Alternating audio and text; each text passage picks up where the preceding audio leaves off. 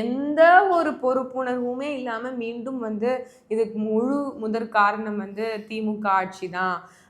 CM sir உங்களுக்கு என்ன வேணாலும் நீங்கள் என்னை பண்ணிக்கோங்க அப்படின்னு சொல்லிட்டு 9 நாள் 10 நாள் ஆகியும் வீட்டிலேருந்து வெளியில் ஒரு காலை கூட எடுத்து வைக்கலை. அப்படிங்கும்போது அவருடைய அரசியல் மேலே இருக்கக்கூடிய அவருக்கு வந்து இந்த வெறி அப்படின்னு பார்க்கலாம்.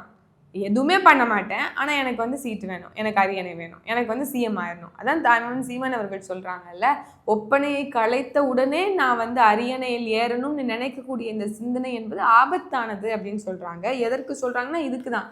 ஆபத்து நம்ம எல்லா கட்சிகளும் இன்னைக்கு வந்து ஒவ்வொரு தரப்பு சார்பு நிலை எடுத்துட்டு ஒவ்வொரு ஸ்டேட்மெண்ட்ஸை சொல்லிட்டு இருக்கலாம். உள்ளபடியே மனசாட்சிக்கு உட்பட்டு ஒரு கட்சி அரசியல் செய்துனா நான் அடிச்சு சொல்ல நாம் தமிழர் கட்சின்னு இன்னைக்கு அவர்கள் செய்யக்கூடிய அத்தனை விஷயங்களும் அம்பலப்படுத்தி காட்டிக்கிட்டு இருக்கோம்.